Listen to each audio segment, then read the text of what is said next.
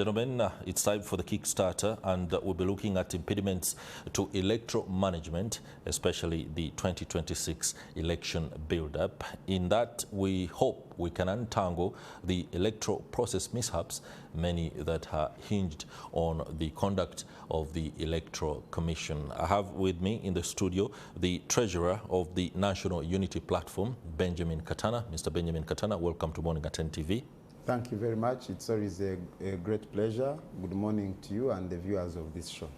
We were also expecting to host the spokesperson of the Electoral Commission, that is Julius Muchunguzi, but he's unable to be with us this morning. And the Electoral Commission has communicated to NTV on why. I'll read the response that we got when we asked that we have Mr. Muchunguzi appear on the show alongside Benjamin Katana. A serious observation has been made that it will be inappropriate for the Electoral Commission to appear alongside a representative from just one political party with a candidate in the presidential race and no other panelists. Yet the issues at hand require a cross-section of guests. Security issues require the police, party issues require some other representative from another political party or even a political commentator. In the circumstances, therefore, we have been advised that we let Benjamin Katana feature alone and the Electoral Commission stays away. We do not want to be spokespersons for issues that should be addressed by other relevant bodies. Accordingly, I regret and have to decline the invitation. That is Julius Muchunguzi, the spokesperson of the Electoral Commission, responding to our invite to appear on Morning at NTV today. Now, on behalf of Nation Media Group and NTV, I would like to state that no single panelist or no single political entity determines who and when you appear on Morning at NTV. Appearing on Morning at NTV and indeed any other platform or program on Nation Media Group's various broadcast entities is on account of public interest. The issues at hand and the need to excavate information regarding any one particular issue. We thought it wise that since the Electoral Commission is on the spot for a range of issues, including its stance on the violence that is being meted out on other candidates and the controversial or widely publicized nullification of a candidate and the apparent endorsement of another who appears to have similar predicament, was justifiable for the Electoral Commission to appear. We also cannot host all the political actors, including the presidential candidates, because that would be tantamount to a presidential debate in the morning. We cannot also host all stakeholders at a go. That is why it is a selection process, and we had hoped that selecting the Electoral Commission would go a long way in allowing the organization come through on critical information clarification. We are unable to achieve that, but Morning at NTV is going to go on with a Kickstarter discussion, and we have with us Benjamin Katana, who was supposed to appear alongside Julius Muchunguzi of the Electoral Commission. Mr. Benjamin Katana, the Electoral Commission has declined to appear and be able to take you on, especially with regard to the issues that were raised. For those that are not initiated in what is going on, what could be the contestation about? Thank you very much, Chris. It is sad that the Electoral Commission is not here because the Electoral Commission is the lead agency, ideally, in management of electoral affairs, the constitutional duty. And the people at the Electoral Commission took an oath, especially the leadership, to conduct that business in all fairness, without fear or favor. What is emerging, and from where we stand, and the complaint that I have heard even from other actors, is that the Electoral Commission has largely vacated its responsibility of taking lead in management of this process. And as a result, we have had the army and police and those they operate alongside, especially the people who look like they are from a militia group, but in many cases putting on NRM shirts, have resorted to using violence against our candidate and frustrating him and the team from conducting campaigns. We have raised all these complaints to the Electoral Commission. We have raised complaints regarding the army officers engaging in campaigning. You have seen a police officer campaigning. I think she's called Annabelle something. You have seen, I don't know if she's a major or a lieutenant colonel in fisheries called Massa. You have seen her campaigning. You have seen Okidi from Air Force, I think he's a brigadier general, campaigning. But even prior to all this, you have seen the Chief of Defense Forces campaigning on his ex-handle for the NRM candidate. We have raised these complaints with the Electoral Commission. We have had challenges of security agencies blocking roads, disabling our candidate from reaching his intended campaign venues.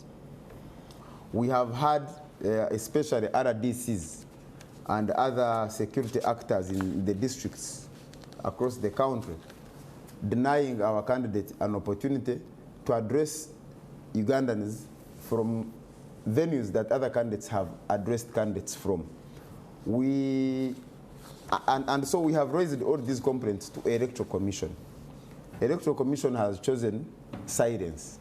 Even when it has chosen to speak out, like you saw following the events in Gulu, the communication was mild. And our appeal to Electoral Commission has been that you are a duty bearer empowered by the Constitution to firmly take charge and lead this process. And they have not been forthcoming. So it is not surprising that even on this show, where they should be accountable to the people of Uganda and say this is not true, this is the proper context, they are shying away, which clearly shows that we are dealing with a group that has chosen to either be complicit in violation of the law or has chosen to take the path of cowardice while the nation is going off the rail. Now, we shall be playing very shortly a story that we carried in NTV tonight, the Electoral Commission's response on Robert Chagulanyi's claims of violence being meted against him and his supporters, while the Electoral Commission is not clear on especially whipping the forces to be in line in as far as their actions are concerned. But I want to ask a question, and you spoke about the fact that your candidate has apparently faced scenarios where he's not allowed to campaign at grounds where other candidates have held rallies. My question is, there is a clear roadmap that was laid out by the Electoral Commission. That roadmap includes venues and routes to be used by each candidate.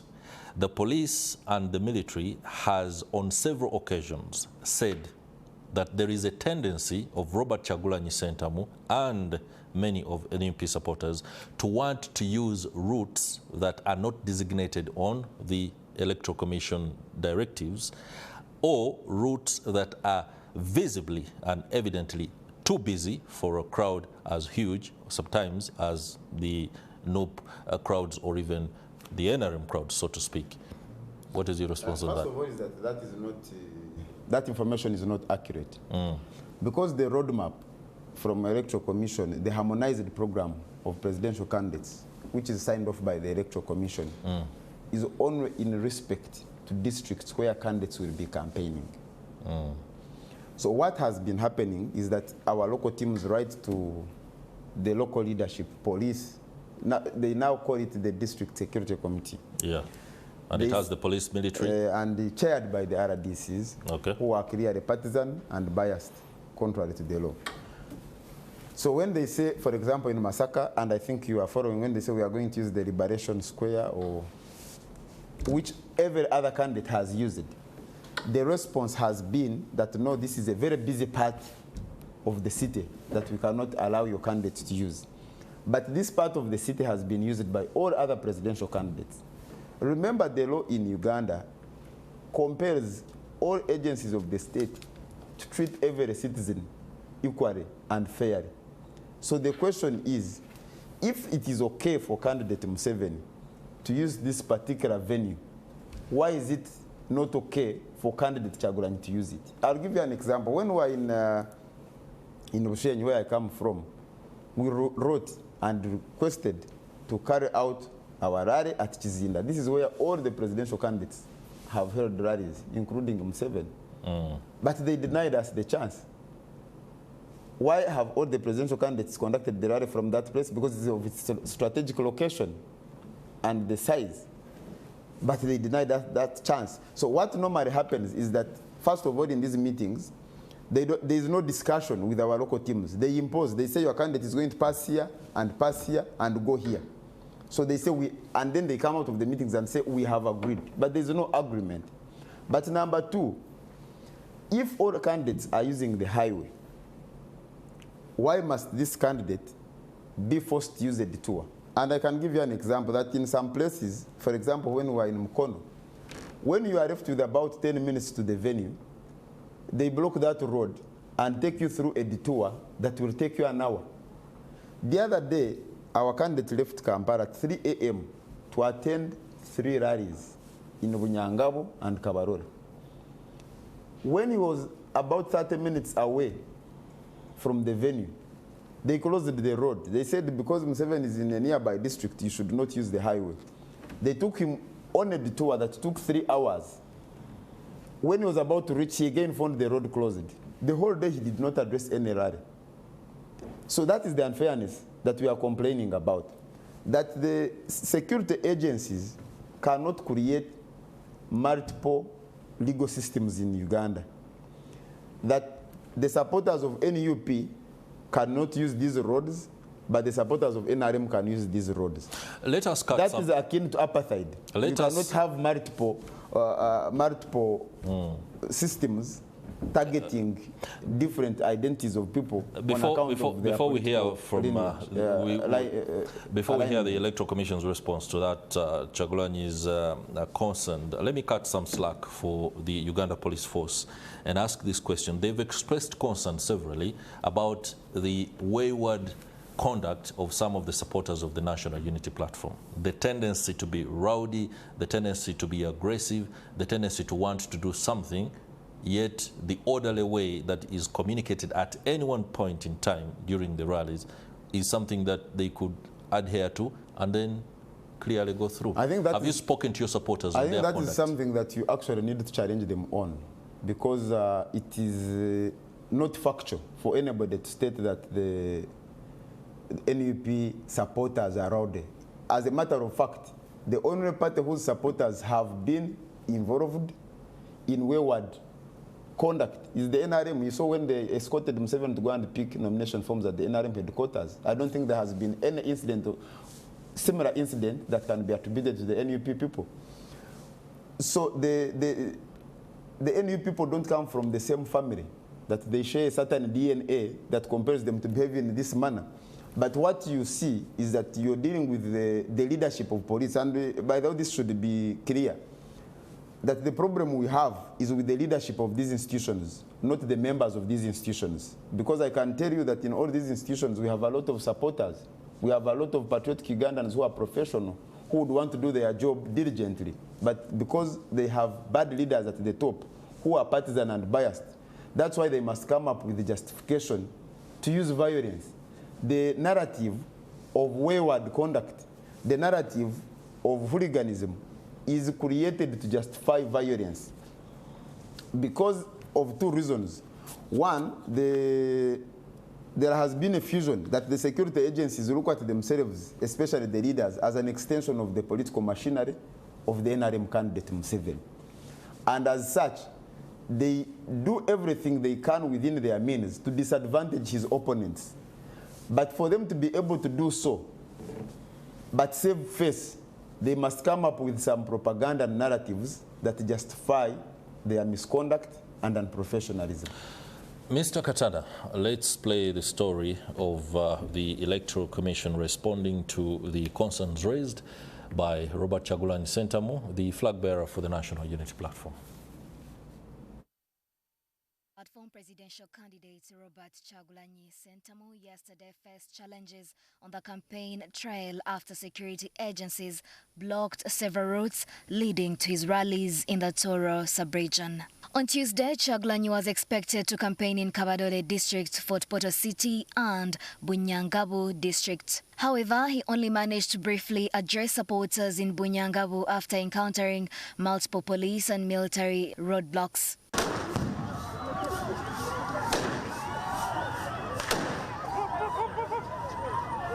You are police. You can lead me. No. You can follow me. You go with you. But I am not going to take 4 hours to reach my rally. I left Kampala at 3 a.m. in the morning. I have not campaigned because you blocked all the roads. Let's go to the vehicle. No, sir. Put me in the police vehicle and drive me to the rally. And remember that outside the world is watching. There is no equality in our politics. Security nekora kubi abantu netinisiriza abantu omusajja wona akora bamusumbuwa.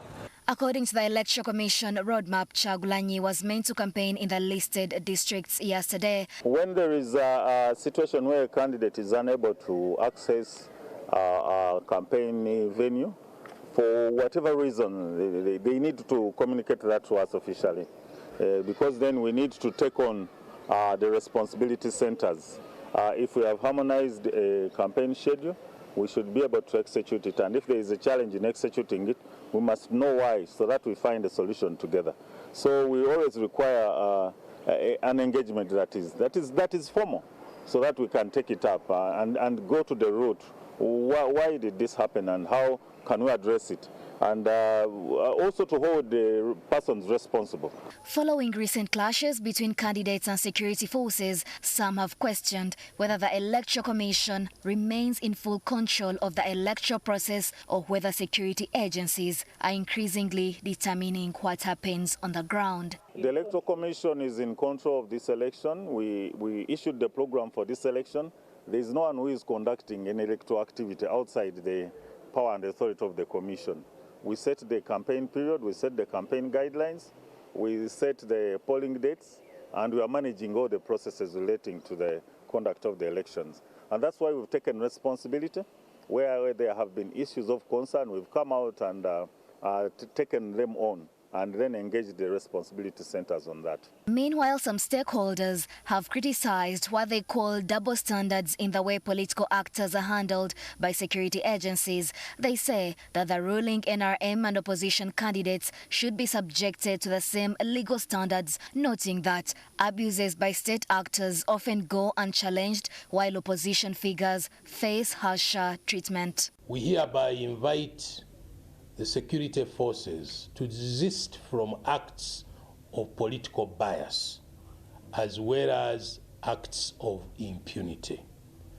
The powers that be must do whatever it takes to show and to demonstrate to all of us that they have zero tolerance against abuse of citizens' dignity as well as their fundamental rights. Bayinza okugenda ne bakola ekitali kirungi, abandi bakutteko bakuuma ddembe ne basirika, ab'ebibiina ebirala ne bagenda nabo bayinza okukola ebitali birungi, si kigaana, naye bwe babikola babugumukirako ne babakuba tiyaggaasi biki kye batakoze ku bali. Some also compare the current security environment to the eras of Idi Amin and Milton Obote, saying that the brutality witnessed today suggests that little has changed. Era n'abaawule bangi, abakulu b'amakanisa bangi, amazima g'abalema bayogera ku bintu ebirala ng'abantu bali awo basafaringa tebakyogerako. Oli najja n'akola Christmas sermon n'agimalako ng'ayogedde ku byakulya na byakunywa naki naye ng'abantu bali mu kkomera basafaringa ng'ate Mukama kye kyamuleeta, naye olina otowulirayo na ddoboozi nani mbweriti n'ayogera ku birala byonna. So I challenge them abakulu b'amakanisa abo oba amadiini amalala gonna ng'olaba oli aliyo kuwaanawaana buwaanyiwaanyi gundi yendoozinze gundi yendoozinze gundi naye bino nga tabyogeddeeko.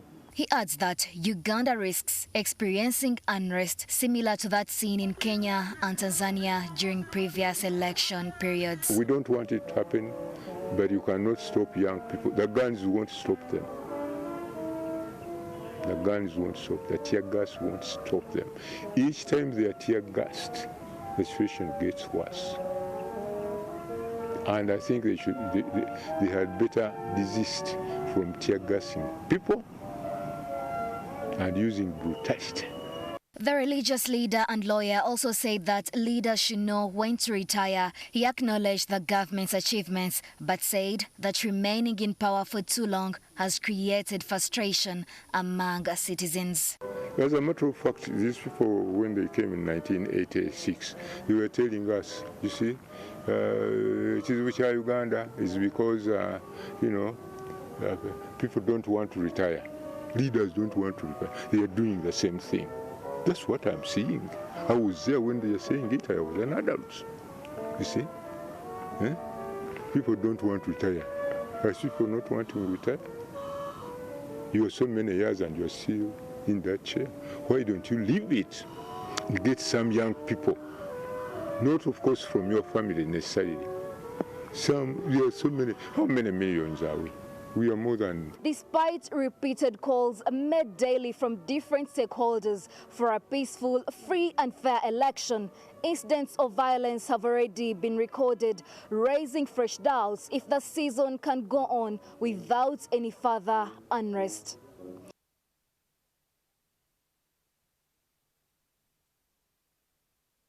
Robert Atkunda reporting there on the response of the Electoral Commission as well as commentary and perspective from a religious leader on the political landscape and way forward. Mr. Benjamin Katana, I want to dwell on the statement of the deputy spokesperson of the Electoral Commission, where he said that sometimes certain situations call for formal communication between any one aggrieved party and the EC or the other stakeholders, which might also include the district security committees, in order to find a harmonious way out on how to conduct this.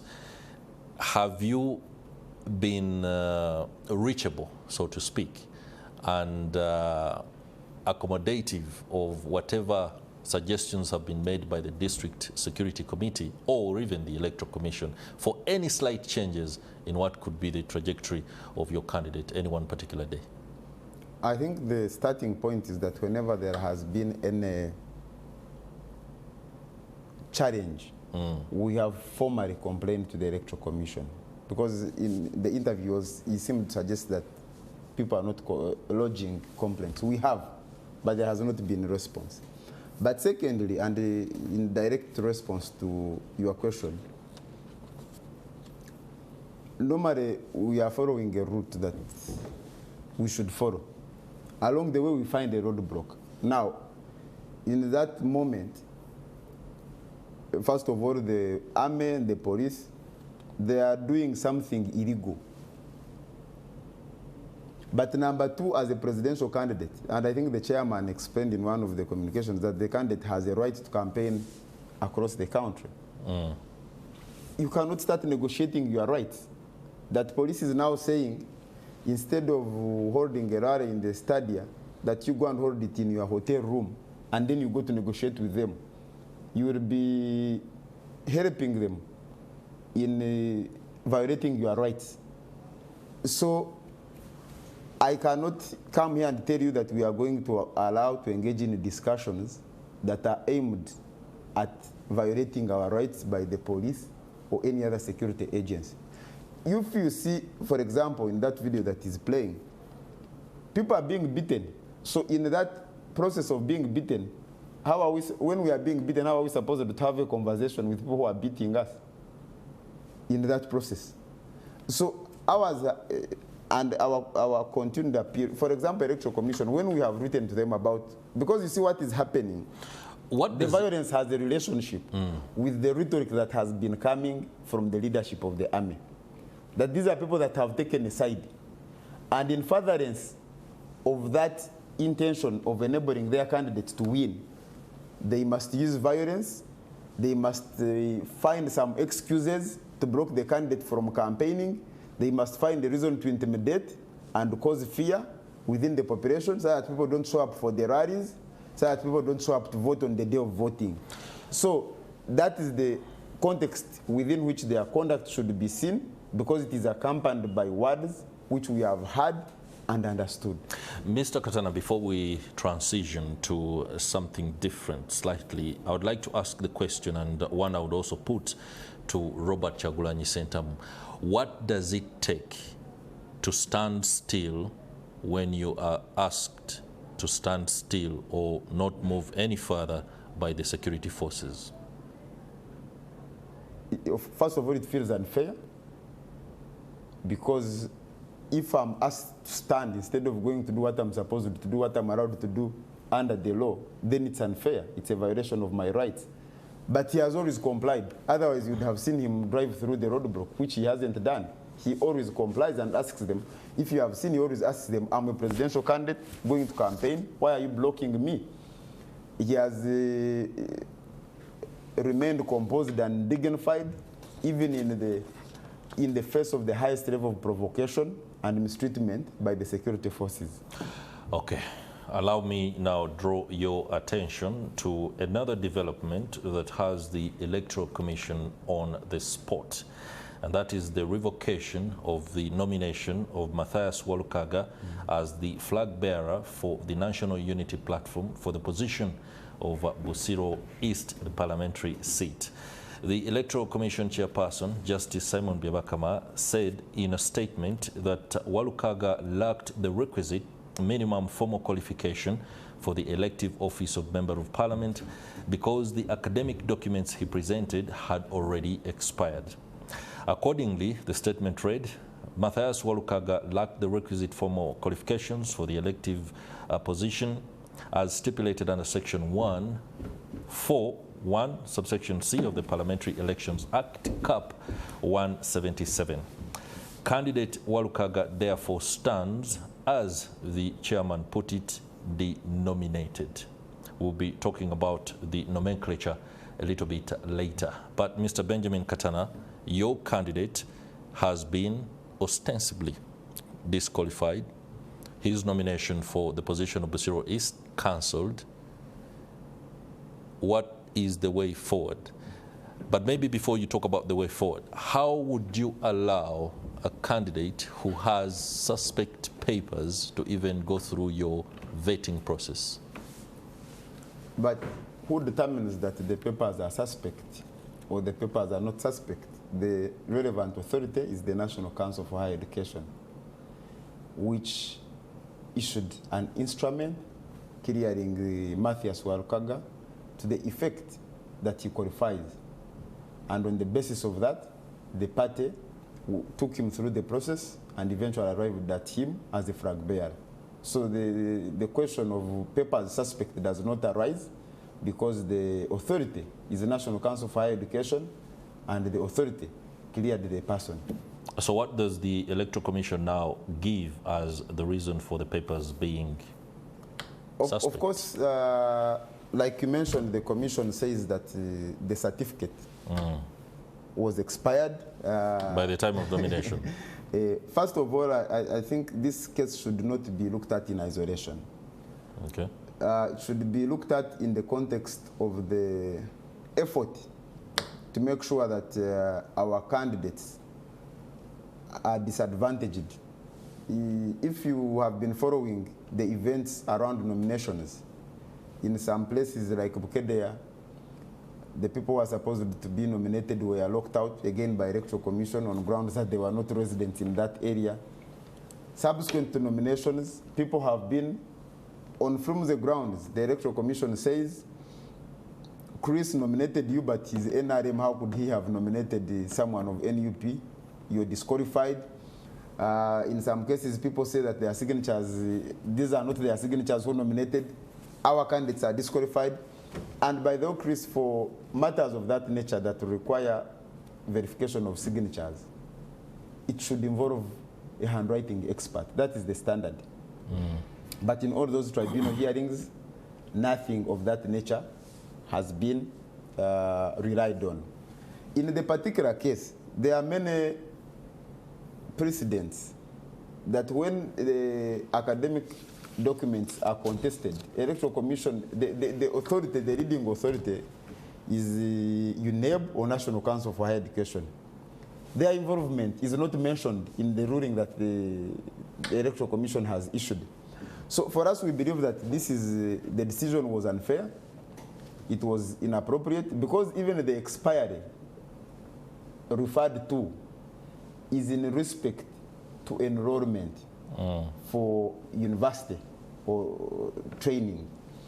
And Walukaga had enrolled by the time that certificate, the expiry date came to pass. In fact, he's a third-year student at a university. So that certificate could only have expired if Walukaga had not enrolled. But he immediately enrolled after obtaining that certificate. But his lawyers are challenging it in court. He has addressed the country alongside the party that the decision is being challenged in court. But of course, the people who make these decisions are aware that they can delay the processes in court, they can frustrate the processes, but by the time the decision is arrived at, the water has passed under the bridge, the elections have taken place, and it does not cure the problem. So we believe that this is an unfair decision.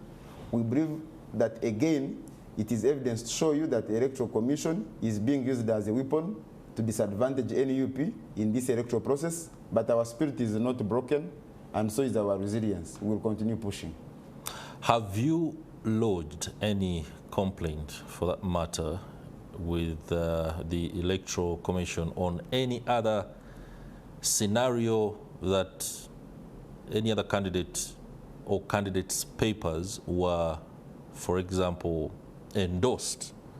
Because that would be a plausible reason to contest your candidate's nullification. For example, we have the controversial endorsement of Major General, the retired Major General Rashande. Well, I don't think it even requires a complaint from NUP.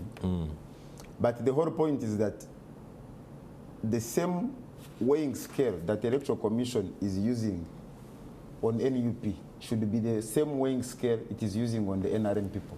The nation has been debating the particular candidate, Rwashande. You have seen letters from one of the contenders in Maugora North regarding the qualifications of one of the candidates, Aine Sodo.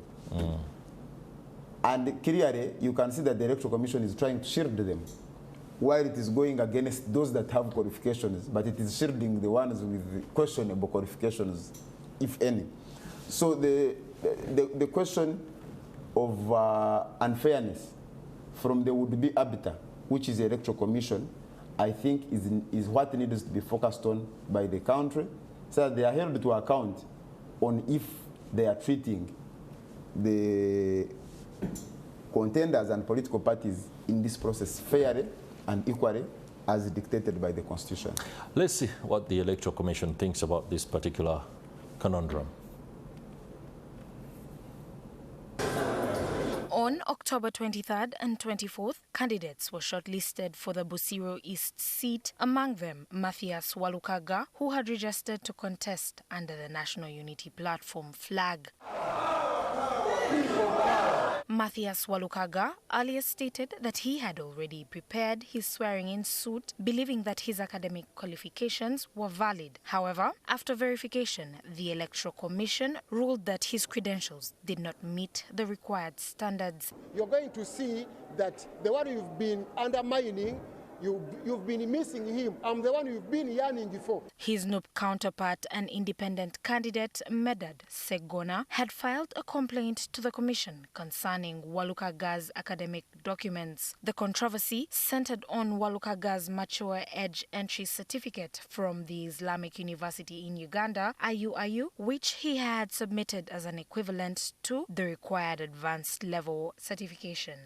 For Honorable Washande, when he took this certificate, they said that much as someone is having this one and it is authentic, they cannot say no. But to me, Walukaga Matthias, because I belong to National Unity Platform, it is not working. Today, the Commission issued a verdict confirming that Walukaga's academic documents are invalid, thereby disqualifying him from the Busiro East race. More than 300 cases, petitions have been heard and determined, and the Commission has been communicating its decisions, either upholding the decision of the returning officer to nominate the candidate or directing the returning officer to nominate those who were not nominated at that time, but who have provided proof that they actually met the requirements, or even setting aside the nomination of certain candidates. While Walukaga is currently pursuing a bachelor's degree in public administration at St. Lawrence University, the Commission's rules provide no room for exceptions. NUP Secretary General David Lewis Rubongoya says they will go to court to appeal the decision. We condemn this in the strongest terms possible, and we want to say that this is not just about NUP. Every citizen of Uganda should be concerned about the criminality, the illegality, the unconstitutionality of whatever this regime has turned into. Rubongoya said the Commission's action clearly shows they are afraid Walukaga will win the Busiro East election. For sure, they have done something which is not good, because Walukaga knows everything, knows our problems, knows the problems you're having here in Chengera, everything. Beata Muema, NTV. All right, that story, of course, highlighting the predicament that the National Unity Platform and indeed Matthias Walukaga finds himself in, but also tells you what exactly is on ground in terms of the reality. Again, I would like to inform our viewers that the Electoral Commission declined to appear on Morning at NTV to answer directly to some of these questions, and when reached, the spokesperson also responded, and again, I would love to share with you his response. A serious observation has been made that it will be inappropriate for the Electoral Commission to appear alongside a representative from just one political party with a candidate in the presidential race and no other panelists. Yet the issues at hand require a cross-section of guests. Security issues require the police. Party issues require some other representative from another political party or even a political commentator. In the circumstances, therefore, we have been advised that we let Benjamin Katana feature alone and the Electoral Commission stays away. We do not want to be spokespersons for the issues that should be addressed by other relevant bodies. Accordingly, I regret and have to decline the invitation. That particular statement throwing the police, the National Council for Higher Education and the Uganda National Examinations Board under the bus. You have to respond on aspects of the academic documents earlier verified, but now not sufficient for one to be a member of parliament. How fast you do that is entirely upon you. The issues talked about here on Morning at NTV are of public interest and national concern. We do hope that is taken up as soon as possible. Now, let's engage on the fate of some of the allegedly detained supporters of the National Unity Platform. And the numbers are in the region of 460 if the statements made by Robert Kyagulanyi Ssentamu are anything to go by. What is the follow-up that is being undertaken right now by the National Unity Platform? Because these are civilians, these are mothers, these are fathers, these are brothers and sisters, and have lives that are being disrupted. Yeah, I think first of all is to state that these are political prisoners. They have not committed any crime. They are prisoners of conscience whose only crime is choosing to support NUP, is choosing to support the NUP candidate in the presidential race. Number two is that, again, on account of the leadership of the security agencies, having chosen to take a side in a political contestation, that is why they are fabricating charges against these innocent citizens. And I think it is also a big dent on the image of the Office of Director of Public Prosecutions and the judiciary for allowing it to be used in a political contestation to punish innocent citizens whose only crime is choosing to support a candidate. Number 3 is that we have lawyers across the country who are trying to help these people because they are detained in different places. Imagine a boy arrested from Barara who has never been to Abim, taken to Abim, and the crime is that they are saying he committed a crime from Abim, but he has even never been to Abim in his life. A boy who is arrested for attending a rally in Barara. So you have people in Chiruhura, you have people in Lila, you have people in... and these close to 500 people have been arrested in this campaign period. This is in addition to those that were arrested before the campaign period, the likes of Edmutwe, Achileo Chivumbi. They are in addition to those who were arrested earlier, Bobby Young, in addition to those who were arrested in 2021, Yasin Machete and the rest. So this is political persecution. The same that applies to people like Dr. Besija and Obed Tare. But you also have people that now are missing and forced disappearances. Since 2021, we have been looking for Chibarama, we have been looking for Damri and the rest. Now you have Samu Mugumya and maybe others that we may not know. So the state of Uganda is under captivity and is being used as a weapon to do politics by the NRM candidate Museveni, and I think that should even be reason enough for the people of Uganda to vote against him overwhelmingly and rescue the state. Benjamin Katana, Treasurer of the National Unity Platform, many thanks for making it to Morning at NTV and for your perspectives on the ongoing controversies. And many thanks to the Electoral Commission too for responding to us in decline of the invitation to appear on Morning at NTV. We do understand, however, we do hope the engagement can continue.